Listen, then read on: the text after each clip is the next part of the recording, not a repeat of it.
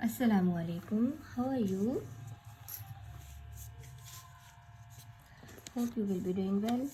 Okay class, next is our lecture is on diabetes mellitus. Diabetes mellitus, DM, diabetes mellitus. Okay class, हमने जब pancreas को पढ़ा, pancreas के जो islets of Langerhans के sales हमने पढ़े, उनमें हमने इंसुलिन ग्लूकागोन पढ़ा। इंसुलिन को सेपरेट डिस्कस किया, ग्लूकागोन को सेपरेट डिस्कस किया। तो फिर हमें पता चला कि अगर इन्हीं मेटाबॉलिक डिसऑर्डर्स में ये क्या कॉज करवा रहे हैं, दोनों हार्मोन्स मेटाबॉलिक डिसऑर्डर्स, क्योंकि आपको पता है कि इनका काम क्या था, मेटाबॉलिज्म से था, रिलेटेड थे ये करने वाले काम। तो जब उन्होंने मेटाबॉलिज्म को डिस्टर्ब किया तो ग्लूकोज का लेवल अप डाउन हो गया। उसी से रिलेटेड एक कंडीशन है, that is a syndrome of impaired carbohydrate, fat and protein metabolism. ठीक है, क्या है ये एक सिंड्रोम है। This is a syndrome. This is a syndrome associated with impaired carbs, fats and protein metabolism.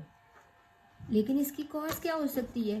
Cause either by the lack of insulin, by the lack of insulin, insulin secretion हो ही नहीं रही, और decreased sensitivity of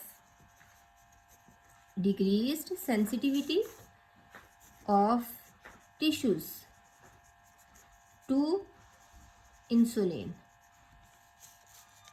या फिर insulin की जो sensitivity है ना ग्लूकोज से, जो इंसुलिन की सेंसिटिविटी है वो कम हो गई है टिश्यूज़ की। Got it? This is called diabetes mellitus. Class ये भी एक इम्पोर्टेंट डिजीज़ है, पेपर में लॉन्ग क्वेश्चन भी आ सकता है और इस पे शॉर्ट क्वेश्चन भी पूछ सकते हैं।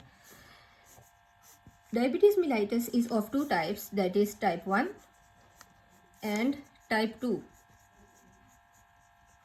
What is type 1? Type 1 is also called as insulin dependent diabetes mellitus, that is IDDM, insulin dependent diabetes mellitus, and type 2 is also called as NIDDM, non insulin dependent diabetes mellitus। अब इससे आपको दोनों से क्या पता चला कि जो हमारे पास टाइप 1 है वो इंसुलिन डिपेंडेंट है। तो इसकी कॉज क्या होगी फिर? अच्छा जी, देख लेते हैं इसकी कॉज को कि कॉज क्या है, होगी क्यों ये? क्योंकि इंसुलिन बन ही नहीं रही। इंसुलिन डिपेंडेंट इसीलिए हुई ना कि इंसुलिन नहीं है, तो इंसुलिन पे डिपेंडेंसी होगी। फिर समझ रहे हैं ना आप लोग कि टाइप 1 में क्या है, इंसुलिन डिपेंडेंसी है। इंसुलिन डिपेंडेंट डायबिटीज़ मेलाइटस है टाइप 1 वाली। तो इसका मतलब है कि इंसुलिन बॉडी में बन ही नहीं रही, मतलब बीटा सेल की इंजरी है। कॉज यही फिर हुआ ना, बीटा सेल की इंजरी है, कोई वायरल इन्फेक्शन थी, कोई ऑटो इम्यून डिसऑर्डर हो गया जिसकी वजह से जो बीटा सेल्स की डिस्ट्रक्शन हो गई, तो उन्होंने इंसुलिन बनाना छोड़ दिया। तो condition called type 1 diabetes mellitus. क्या हो सकती है जी? वायरल इन्फेक्शंस और auto immune disorders that will cause injury to beta cells of pancreas, islets of Langerhans. Got it? Now onset क्या है इसका? onset में देखें तो हमें पता चलता है कि ये मोस्टली ना occurs at about 14 years of age. That's why, for this reason कि ये मतलब 14 ईयर्स ऑफ एज तक हो जाती है मोस्टली पीपल में, मोस्टली पेशेंट्स में। तो that's why this is called juvenile diabetes mellitus. Juvenile, that's why called juvenile diabetes mellitus. ठीक है,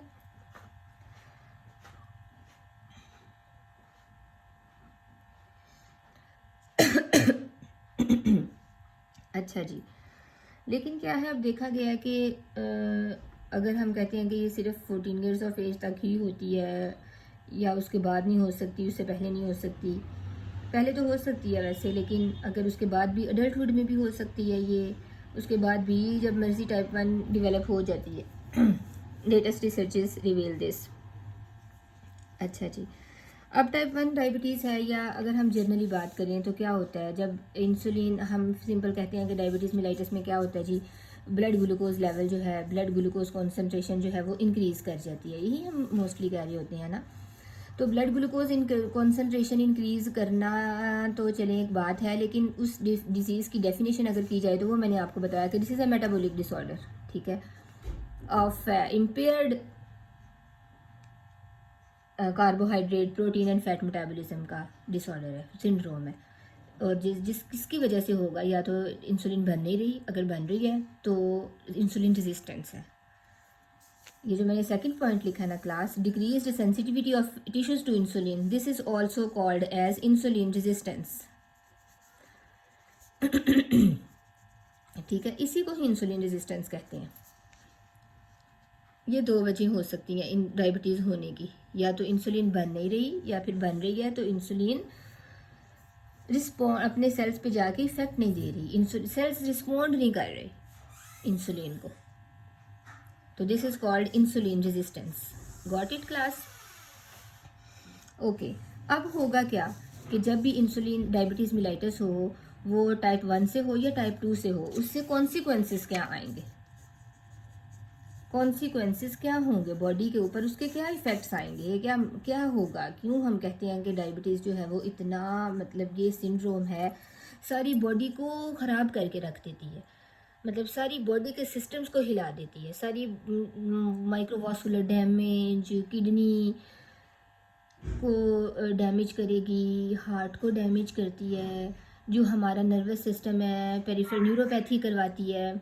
तो ये सब मतलब किस वजह से हुआ इस तरह, तो क्या इसके सारे कॉन्सिक्वेंसेस हैं। तो number 1 is blood glucose concentration rises to a high level in diabetes mellitus, increased blood glucose concentration.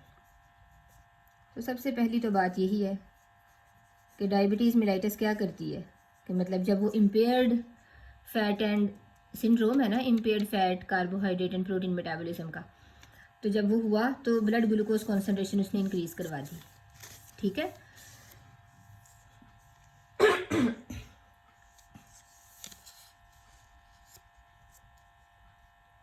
so that it can raise blood glucose level to 300 to 1200 milligrams per deciliter। Normal कितना होता है, 90 to 80 milligrams पर decilitre blood glucose होना चाहिए fasting का। और अगर 110 consider किया जाता है नॉर्मल का अपर लिमिट, ठीक है, 110 मिलीग्राम पर डेसीलीटर बोलें या फिर पर 100 ml, एक ही बात है। ठीक है, ओके। सेकंड इज द, जब ब्लड ग्लूकोज लेवल ज़्यादा होगा, ठीक है,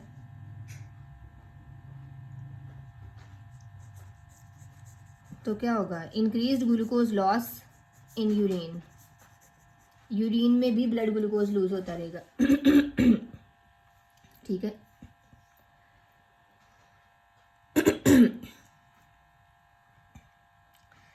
नॉर्मली ये कब होता है, ब्लड ग्लूकोज यूरिन में आना शुरू हो जाता है जब ब्लड ग्लूकोज कॉन्सेंट्रेशन 180 मिलीग्राम पर डेसीलीटर से हाई चली जाती है, तो फिर यूरिन में ब्लड ग्लूकोज आना स्टार्ट हो जाता है। मतलब ग्लूकोज यूरिन में आना स्टार्ट हो जाएगा कब, जब वो 180 से इंक्रीज कर जाएगी कॉन्सेंट्रेशन ब्लड में। Got it? तो कंडीशन क्या है डायबिटीज मेलाइटिस की, ये 180 थ्रेशोल्ड वैल्यू है इसकी, 180 मिलीग्राम्स पर डेसीलीटर।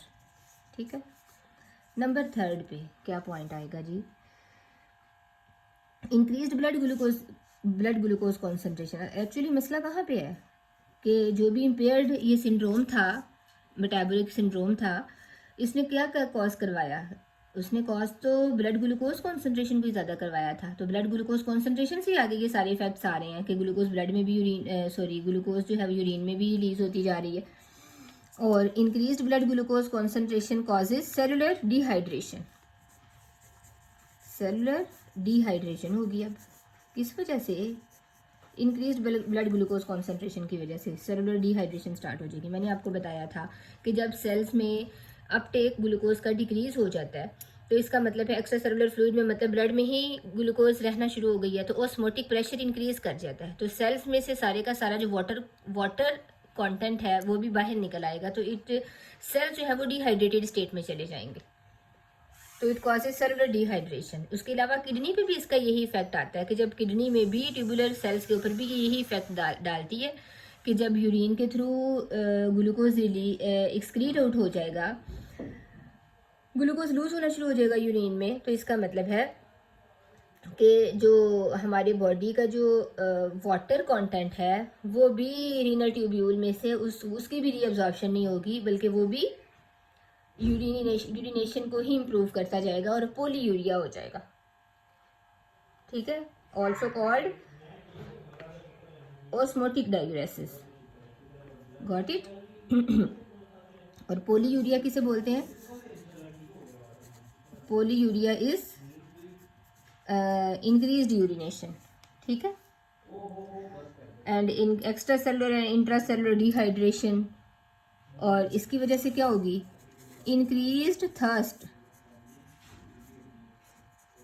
थर्स्ट भी ज़्यादा हो जाएगी। ठीक है, प्यास भी ज़्यादा लगेगी आपको, क्योंकि जब ऑस्मोटिक प्रेशर ब्लड में ज़्यादा हुआ है तो फिर इससे क्या होगा? ब्रेन का थर्स्ट सेंटर भी एक्टिवेट हो जाएगा और आपको थर्स्ट भी ज़्यादा महसूस होगी। नंबर 5 क्या है? Chronic high glucose concentration causes tissue injury. Chronically अगर हाई लेवल रह रहा है किसका? ग्लूकोज का ब्लड में, तो it causes tissue injury. Tissue injury start हो जाएगी क्लास। मैंने आपको पहले भी बताया, लास्ट भी, कि ब्लड ग्लूकोज को नॉर्मलाइज रेगुलेट रखना क्यों ज़रूरी है, उसमें भी मैंने अभी लास्ट लेक्चर में ही आपको बताया। तो इसमें क्या है, टिश्यू इंजरी कॉज करवाता है क्योंकि ये माइक्रोवास्कुलर डैमेज करवाती है। हाई ग्लूकोज कॉन्सेंट्रेशन अगर हो जाए, डायबिटीज़ मिलाइटस कंडीशन डेवलप होगी और ये कॉज करवाएगी and organ damage, microvascular injury, microvascular damage.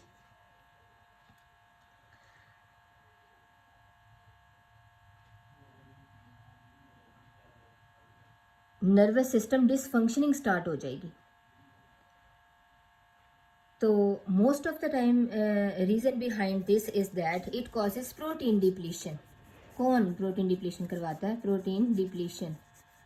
जब इंसुलिन नहीं है, तो इंसुलिन नहीं है ना इस केस में, जब हम बात कर रहे हैं इन टाइप 1 डायबिटीज़ की, तो इंसुलिन नहीं है तो ये ग्लूकोज की कॉन्सेंट्रेशन राइज कर रही है। तो इंसुलिन थी तो उसने क्या करवाया था? Protein synthesis. तो अब इंसुलिन नहीं है तो ये क्या कराएगी? Protein depletion. तो सारी सेल्स की भी प्रोटीन बाहर निकलती जाएंगी, तो सेल क्या है? डिजेनरेट होने शुरू हो जाएंगे। तो जब एंडोथीरियल सेल्स भी माइक्रोवास्कुलर्स के माइक्रो जो ब्लड वेसल्स हैं उनके जब एंडोथीरियल सेल्स भी डैमेज हो जाएंगे, तब भी क्या होगा? टिश्यू इंजरी स्टार्ट हो जाएगी। Got it? और टिश्यूज जो एज अ होल हैं वो भी अफेक्ट होंगे इससे। So then it can lead to high heart attacks, stroke, end stage kidney disease, retinopathy, blindness, ischaemia, gangrene of limbs. ठीक है, these are the severe consequences of diabetes mellitus. It can also leads to atherosclerosis and arteriosclerosis due to the abnormalities in the fat metabolism. ठीक है, fats भी properly metabolise नहीं हो पाएंगे, जाहिर सी बात है। ट्राइग्लिसराइड्स का, कोलेस्ट्रॉल का लेवल बॉडी में इंक्रीज कर जाएगा। Next is number 6, diabetes mellitus causes increased utilization of fats. Increased utilization of fats. Fats की यूटिलाइजेशन इंक्रीज हो जाएगी। फैट्स जितनी यूटिलाइज की जाएंगी। अब फैट सिंथेसिस करवाई थी इंसुलिन ने, याद हो आपको, फैट डेपोजिशन, एडिपोज टिश्यू में फैट को डिपॉजिट करवा रहा था, याद है, स्टोर करवा रहा था फैट्स को। लेकिन जब इंसुलिन नहीं है डायबिटिक कंडीशन में, तो फिर क्या होगा, फैट्स ही यूज़ होंगी, क्योंकि ग्लूकोज तो यूज़ नहीं हो रहा। इंसुलिन जो है वो ग्लूकोज को तो, इंसुलिन है नहीं टाइप 1 में तो स्पेशली, ग्लूकोज तो सेल्स यूज़ नहीं कर पाएंगे, क्योंकि इंसुलिन ने तो सेल्स, ग्लूकोज को सेल्स में भेजना था फॉर द एनर्जी यूटिलाइजेशन। लेकिन अब क्या हुआ कि जब इंसुलिन नहीं है, तो फिर कार्बोहाइड्रेट भी अगर फैट्स के लिए यूज़ नहीं हो पाए तो फैट्स को एनर्जी यूटिलाइजेशन के लिए यूज़ किया जाएगा। तो क्लास याद रखिएगा, इसके लिए क्या होगा, जब इंसुलिन नहीं होती, ये देखें, in the absence of insulin, in the absence of insulin, अभी मैं आपको ना ये पूरा मैकेनिज्म ही बता देती हूँ।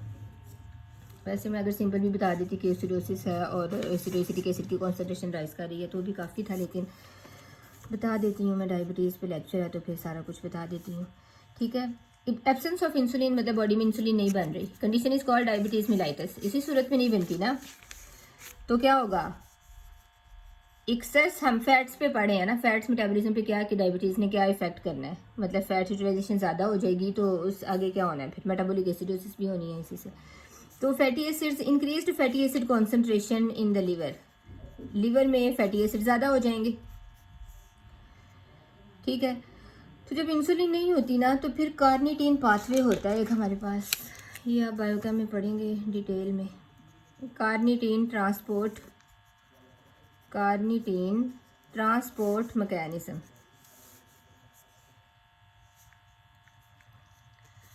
कार्निटीन ट्रांसपोर्ट मैकेनिज्म, ठीक है, ये स्टार्ट हो जाता है। उसके थ्रू क्या होता है कि जितनी भी फैटी एसिड्स हैं ना लिवर सेल्स में, वो कहाँ पे जाने स्टार्ट हो जाएंगे, माइटोकॉन्ड्रिया में,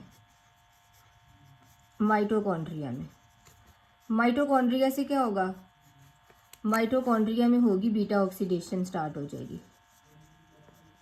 बीटा ऑक्सीडेशन होगी तो क्या बनेगा, आपको पता है फैटी फैट से क्या बनता है, एसिटाइल को ए, एसिटाइल को ए जो है जब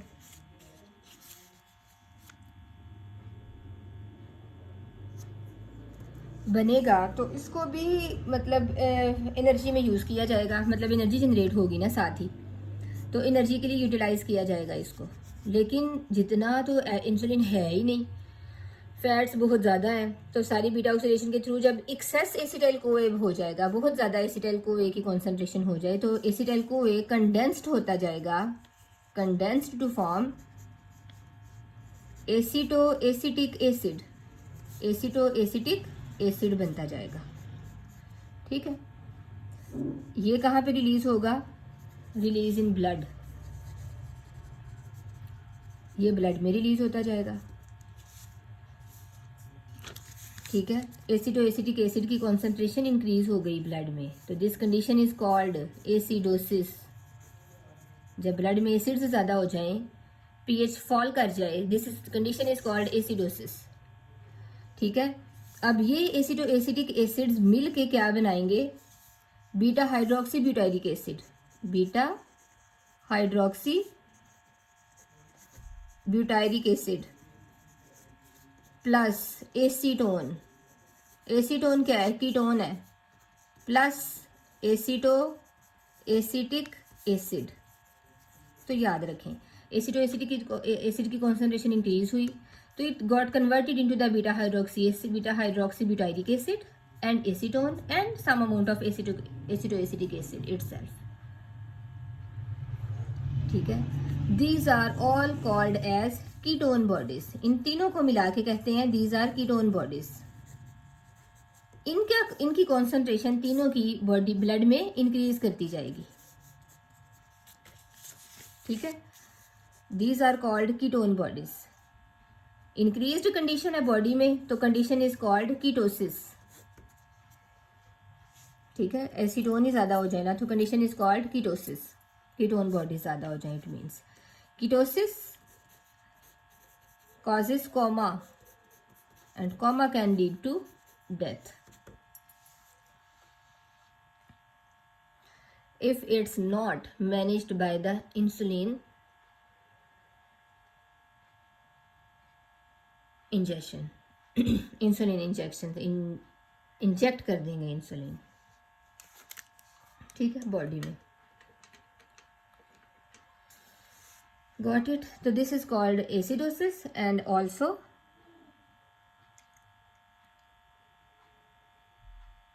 कीटोसिस.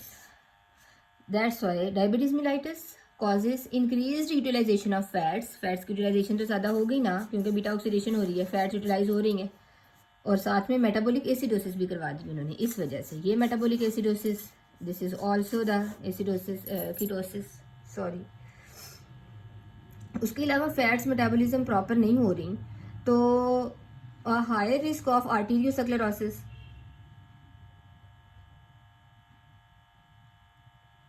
क्योंकि जितना फैट्स यूटिलाइज करता जाएगा, लीवर यूज़ कर रहा है ना फैट्स को, तो उतना कोलेस्ट्रॉल लेवल भी ज़्यादा होता जाएगा. एक और इफेक्ट बता रही हूँ, कोलेस्ट्रॉल लेवल भी ज़्यादा होता जाएगा. कोलेस्ट्रॉल जितना बढ़ता जाएगा वो ब्लड वेसल्स में एक्यूमुलेट करेगा, तो क्या करवाएगा, आर्टीरियोस्क्लेरोसिस. आर्टीरियोस्क्लेरोसिस की केसेस ज़्यादा होते जाएंगे, चांसेस ज़्यादा होते जाएंगे, जिसकी वजह से क्या होगा, कार्डियोवास्कुलर डिजीज़ के रिस्क इंक्रीज करते जाएंगे. Got it.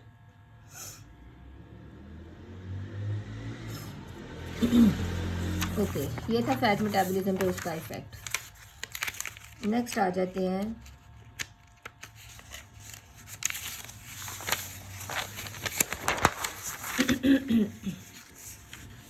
Okay, next is the effect on protein पे क्या इफेक्ट है, प्रोटीन बॉडी की प्रोटीन पे क्या इफेक्ट डालेगी डायबिटीज मिलाइटिस. तो डायबिटीज मिलाइटिस, डायबिटीज कॉजेज, और इफेक्ट इज ये वाला हमारा इफेक्ट है. लास्ट हमने कितने पढ़े हैं, 7 हो गए थे शायद, 6 हो गए थे, है ना. यस, 6 नंबर था ना, utilisation of increase utilisation of fats for energy. Yes, now it's 7 number, 7. और इसमें क्या है, diabetes causes depletion of body protein. Causes diabetes mellitus causes depletion of body's proteins. Body की प्रोटीन की डिप्लीशन करवाता जाएगा. मैंने आपको बताया इंसुलिन नहीं है, इंसुलिन ने प्रोटीन सिंथेसिस करवानी थी ना, अमीनो एसिड का अपटेक इनहेंस करना था सेल में, याद है आपको, और specially by the liver cells, और प्रोटीन्स बनवानी थी उनसे. लेकिन अब इंसुलिन नहीं है तो प्रोटीन कोई प्रोटीन ने सिंथेसाइज नहीं होना, तो प्रोटीन की कैटाबॉलिज्म स्टार्ट हो जाएगी, सेल्स की प्रोटीन्स जो है वो वेस्ट होती जाएंगी.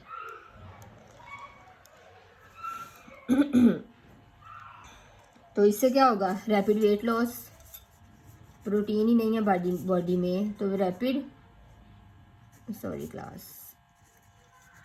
वेट लॉस होता जाएगा.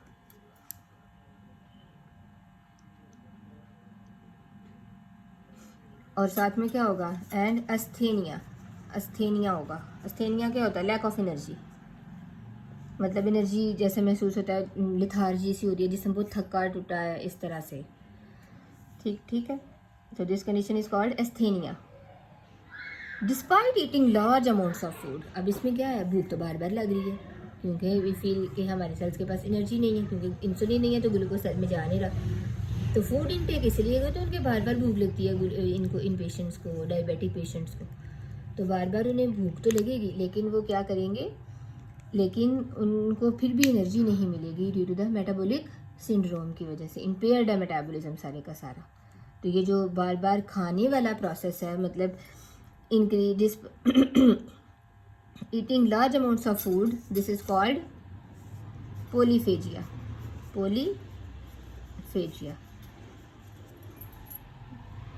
This term is called पोलीफेजिया.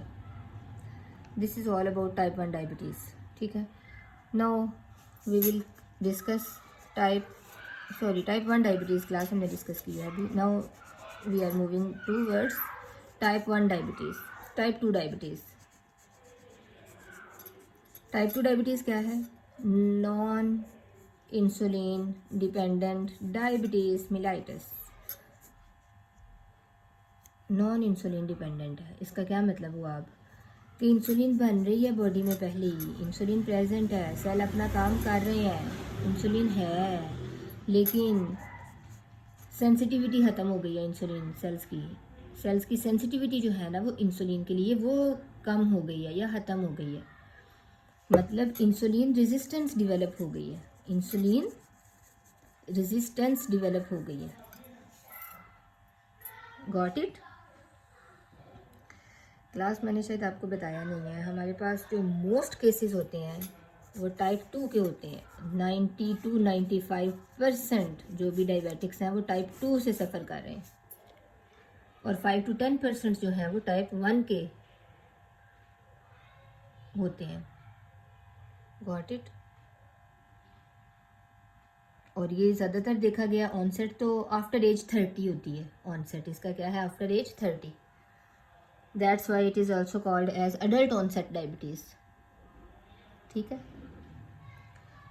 लेकिन ऐसा नहीं है कि ये यंगर्स को नहीं होती, यंगर्स को भी हो सकती है। ठीक है, ओके। इसका रिस्क फैक्टर क्या है? मोस्ट इम्पॉर्टेंट थिंग है इसके बारे में, टाइप 2 के बारे में। Risk factor is obesity, excessive fats inside the body, especially belly fats and visceral fats। इसकी वजह से क्या है? ओबेसिटी की वजह से क्या होगी? इंसुलिन रेजिस्टेंस डेवलप हुई हुई है, और इसकी इंसुलिन रेजिस्टेंस की वजह से मेटाबॉलिक सिंड्रोम डेवलप हो जाता है। मेटाबॉलिक सिंड्रोम,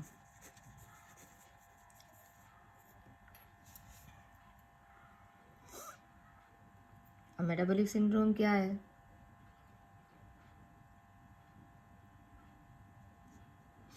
ओबेसिटी है।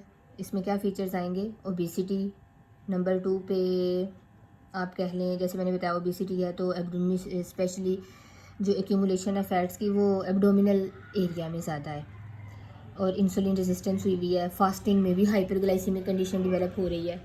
ठीक है, तो ये सारी कंडीशंस जो हैं it can lead to lipid abnormalities, increase blood triglycerides levels, and it can leads to hypertension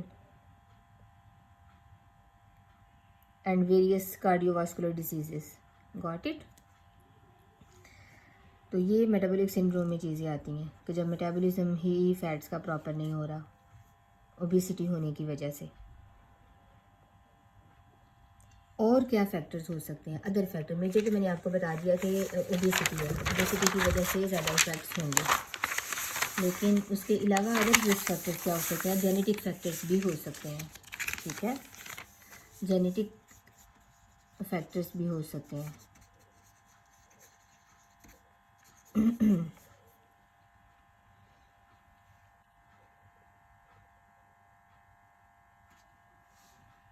और इसी की वजह से क्या होगी? इंसुलिन की जो सिग्नलिंग है वो इम्पेयर होती जाएगी, मतलब वो प्रॉपर नहीं रहेगी, जिसकी वजह से इंसुलिन रेजिस्टेंस डेवलप हो जाएगी। उसके अलावा देखा जाए और भी रिस्क फैक्टर्स हैं, जैसे एक्सेस ग्लूकोकॉर्टिकॉइड ज़्यादा हो जाए। ये आप लोग लिख लें, मैं आपको जनरली बता देती हूँ। एक्सेस ग्लूकोकॉर्टिकॉइड्स हो जाएं, एक्सेस ग्रोथ हार्मोन हो, प्रेगनेंसी में ही most of the time glucose का लेवल इंक्रीज़ कर जाता है, डायबिटिक कंडीशन डेवलप हो जाती है, that is called gestational diabetes mellitus. And insulin के रिसेप्टर में म्यूटेशन हो सकती हैं। ठीक है, तो पॉलीसिस्टिक ओवरी जो डिजीज़ है that can lead to diabetes mellitus. तो ये सारे रिस्क फैक्टर्स उसमें आ सकते हैं। ठीक है, तो अगर आपसे सम कॉजेज़ पूछी जाए इंसुलिन रेजिस्टेंस की तो आपने ये सारी बता देनी है। These are the causes of insulin resistance. Got it? Okay class, next हम इसके बारे में पढ़ते हैं कि physiology of diagnosis of diabetes. Diagnosis कैसे करेंगे? डायग्नोसिस ऑफ डायबिटीज़ कैसे होगी? टेस्ट करेंगे, सिंपल सी बात है। नंबर 1 यूरिनरी ग्लूकोज चेक करेंगे, यूरिन एनालिसिस करवाएंगे, उसमें ग्लूकोज का अगर आ गया लेवल, वैसे तो ग्लूकोज नहीं ब्लड यूरिन में रिलीज़ होता, ठीक है, लेकिन अगर रिलीज़ होना स्टार्ट हो गया है तो इसका मतलब है कि थ्रेशोल्ड लेवल कितना था, 180 मिलीग्राम पर डेसीलीटर।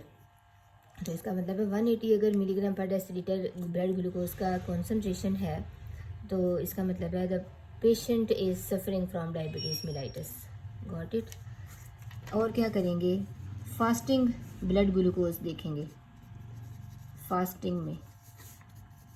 फास्टिंग ब्लड ग्लूकोज देखेंगे।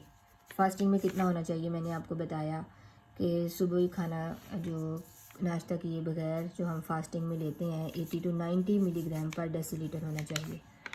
लेकिन 110 मिलीग्राम पर डेसीलीटर जो है वो अपर लिमिट कंसिडर की जाती है नॉर्मल की, ठीक है, इससे ज़्यादा नहीं होना चाहिए। इसका मतलब होना कि डायबिटीज़ होने वाली है, it the person can develop diabetes soon, ठीक है। और थर्ड पे हम क्या टेस्ट करते हैं, जीटीटी, ग्लूकोज टॉलरेंस टेस्ट। क्या होता है ये, ग्लूकोज टॉलरेंस टेस्ट। इसमें क्या करते हैं कि 1 ग्राम ग्लूकोज ना इंजेस्ट कराई जाती है, 1 ग्राम ग्लूकोज पर केजी बॉडी वेट, पर केजी ऑफ बॉडी वेट के हिसाब से, पर केजी के हिसाब से 1 ग्राम ग्लूकोज आपने पेशेंट को इंजेस्ट करवा देनी है, पहले खिला देनी है, और उसके बाद ना उसके लेवल्स करने हैं। तो ब्लड ग्लूकोज लेवल जो होता है वो पहले राइज करता है 90 से 120-140 तक जाएगा, और फिर दोबारा फॉल बैक, क्योंकि फिर इंसुलिन रिलीज़ होना स्टार्ट हो जाएगी ना अगर तो पेशेंट नॉर्मल है। तो जब भी हम ग्लूकोज इनटेक करते हैं, फूड इनटेक करते हैं, तो उसमें यही होता है ना कि पहले ग्लूकोज लेवल स्पाइक करता है, लेकिन फ़ौरन ही इंसुलिन रिलीज़ होनी शुरू हो जाती है, और जो ग्लूकोज हमने लिया होता है, फूड इनटेक की होती है, उसको उसके जो ग्लूकोज कंटेंट है, जो ग्लूकोज बन जाता है उसके एंड प्रोडक्ट, तो उसमें वो इंसुलिन क्या करती है, उस ग्लूकोज को सेल्स के पास ले जाती है, सेल्स के अपटेक को इन्हेंस कर देती है, सेल्स ग्लूकोज को लेके एनर्जी उससे हासिल कर लेते हैं, तो काम हो जाता है। ब्लड में ग्लूकोज लेवल ज़्यादा देर तक राइज नहीं रहता, ठीक है ना। तो इसका मतलब है कि पेशेंट इज़ ओके और वो अपना काम कर रहा है, ठीक है। तो अगर उसने जब ले लिया, जैसे अब हमने इस डीटीटी में किया, ये वैसे अब नॉर्मल वैल्यूज़ देते, इतना ज़्यादा यूज़ नहीं किया जाता ठीक है। लेकिन फिर क्या होगा, जब ग्लूकोज इंजेस्ट करवा दिया उसके 2 घंटे बाद क्या है, जो इंसुलिन रिलीज़ होगी तो लेवल दोबारा नॉर्मलाइज होना शुरू होगा। इट मीन्स के इंसुलिन इज़ वर्किंग, ठीक है। फिर आपको ना क्लिनिकल करेक्टरिस्टिक्स हैं of patients with type 1 and type 2 diabetes, के टाइप 1 और टाइप 2 डायबिटीज़ के साथ पेशेंट के क्या क्लिनिकल फीचर्स होते हैं। फॉर एग्जांपल हम कर लेते हैं यहाँ पे फीचर, और साथ में हम करते हैं टाइप 1, और इधर कर लेते हैं टाइप 2।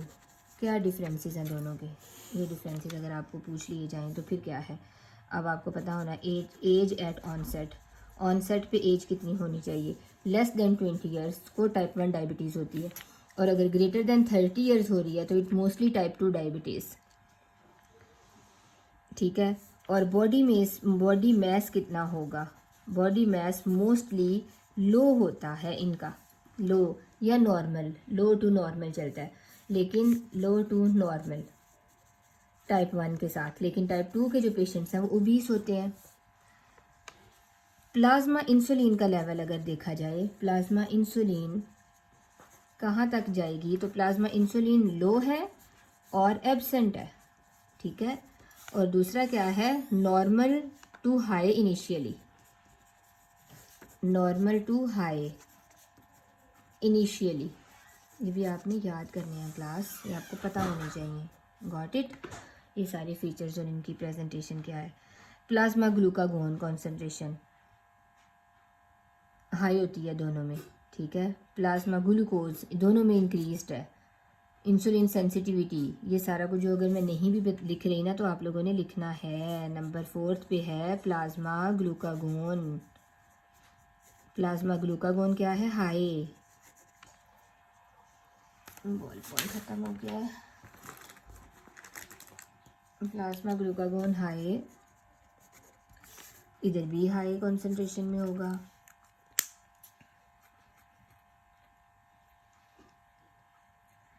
प्लाज्मा ग्लूकोज और प्लाज्मा ग्लूकोज की बात की जाए तो प्लाज्मा ग्लूकोज कॉन्सेंट्रेशन दोनों में ही हाई होती है, ठीक है, इसमें भी इंक्रीज्ड है और इसमें भी इंक्रीज्ड है। इंसुलिन सेंसिटिविटी क्या है दोनों में? इंसुलिन सेंसिटिविटी देखी जाए तो इसमें तो नॉर्मल होती है ना इंसुलिन सेंसिटिविटी। बॉल पॉइंट ये भी चलेगा, बॉल पॉइंट्स को इंसुलिन सेंसिटिविटी क्या है यहाँ पे जी है आपकी नॉर्मल है ना इंसुलिन सेंसिटिविटी। टाइप 1 में तो कोई मसला नहीं होता, लेकिन इसमें तो रेजिस्टेंस हुई होती है, तो इंसुलिन सेंसिटिविटी रिड्यूस्ड हो जाएगी टाइप 2 में। थेरेपी क्या देते हैं? इसमें तो इंसुलिन लगाई जाएगी ना, क्योंकि इंसुलिन डिपेंडेंट है, इंसुलिन बन ही नहीं रही तो इंसुलिन ही देंगे। और इसमें क्या है, वेट लूज़ करें, ठीक है, और मेडिसिन भी देते हैं। थायोजोलिडीन डाइओन्स होते हैं, मेटफॉर्मिन होती है, सल्फोनाइल यूरियाज हैं, और एंड स्टेज पे जाके इंसुलिन देते हैं अगर बिल्कुल कुछ ना हो तो, ना रिस्पॉन्ड कर रहा हो पेशेंट तो। Got it? तो ये सारे क्लिनिकल फीचर्स हैं और ये इनकी डिस्क्रिप्शन है इनकी कि ये डिफरेंसेस है टाइप 1 टाइप 2 में। Got it? नेक्स्ट है हमारे पास नंबर 3। नंबर 4 पे है जी एसीटोन ब्रेथ। Acetone breath. अब एसीटोन ब्रेथ में क्या होता है जी, आपको पता है कि जो डायबिटिक पेशेंट्स होते हैं, मैंने ऊपर आपको बताई ना सारी के फैट्स मेटाबॉलिज्म को किस तरह इफेक्ट कर रहा है, एसीटोन बन रहा था। तो एसीटोन जो है वो फिर वोलेटाइल होता है, तो ये एसीटोन रिलीज होना शुरू हो जाता है रेस्पिरेशन में, तो ब्रेथ में एसीटोन आना शुरू हो जाता है, तो ब्रेथ से एसीटोन स्मेल आनी शुरू हो जाएगी। तो उससे भी पता चलेगा कि patient is suffering from diabetes. एक और भी टेस्ट है नंबर 5 पे, HbA1c करते हैं। HbA1c पीछे जो 3-4 मंथ्स का ही रिकॉर्ड दे देता है कि पीछे 3-4 मंथ्स में पेशेंट का ग्लूकोज लेवल कितना रहा है। पेशेंट डायबिटिक है, प्री डायबिटिक स्टेज में है या नॉन डायबिटिक है, प्री डायबिटिक है, या अगर स्टेजेस हैं 1, 2, 3 कौन सी स्टेज पे पहुंच चुका है पेशेंट। तो ये HbA1c is the most latest and advance technique to diagnose diabetes.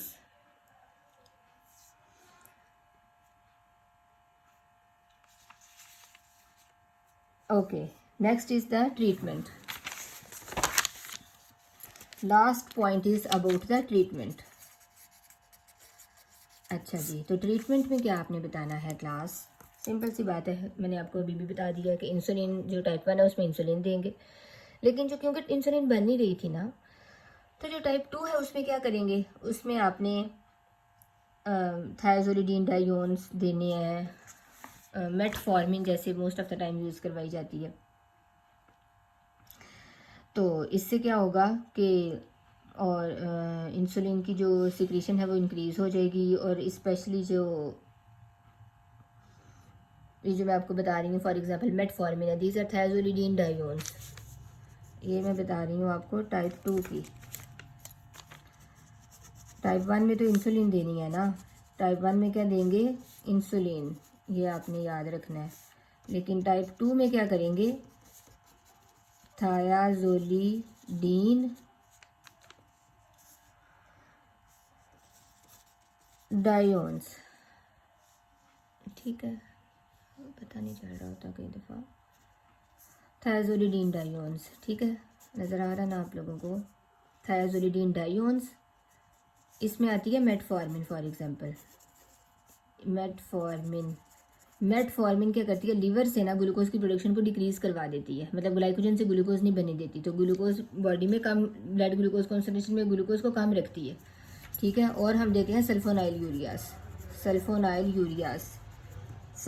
यूरियास क्या करते हैं कि याद हो आपको, तो हमने जो इंसुलिन की सिक्रीशन आप लोगों को बताई थी तो मैंने आपको बताया था कि जब ग्लूकोज इनसाइड द सेल आएगा तो वो क्या करवाता है, ATP बना, और ATP से क्या होता है, जो ATP dependent potassium ion channels थे वो क्लोज करवा देता है, तो ये उस लेवल पे जाके इफेक्ट करते हैं सल्फोनाइल यूरियास। ये ATP dependent potassium ion channels को ब्लॉक कर देते हैं, क्लोज कर देते हैं, क्लोज स्टेट में रखते हैं। तो आपको पता है जब क्लोज रहेगा वो जितना ज़्यादा, तो उतनी डीपोलराइजेशन हुई थी, ये मैं आपको बता चुकी हूँ पहले से, रिवीजन बता रही हूँ। उसी को दोबारा खोल के पढ़ लेना, आपको पता चल जाएगा ये पोटेशियम चैनल्स का क्या काम था।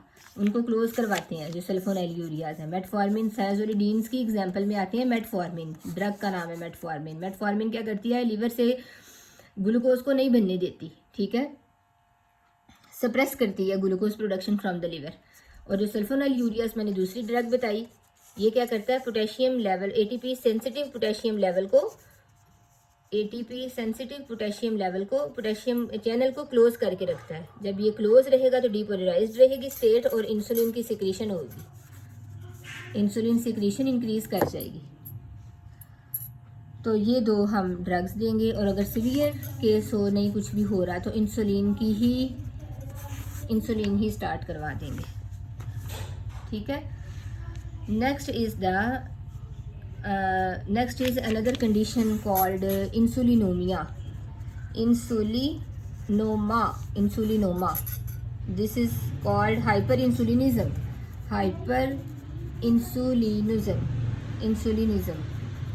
Hyperinsulinism ये होता है। इसमें क्या है, एडिनोमा फॉर एग्जांपल, एडिनोमा है किस पे, आइलेट्स ऑफ लैंगरहैंस पे। तो वो क्या कराएंगे, इंक्रीज्ड प्रोडक्शन करवाएंगे इंसुलिन की, increased insulin secretion, insulin production. तो इससे क्या होगा, जितने भी इंसुलिन ने काम करवाने थे वो सारे हाइपर स्टेट में चले जाएंगे। तो this is called hyper insulinemia, hyper insulinism. Got it. जो भी मेटाबॉलिज्म है, सेंट्रल नर्वस सिस्टम को कंट्रोल कर रहे थे, वो सारे इफेक्ट्स जो हैं वो एग्जैजरेट कर जाएंगे। Got it.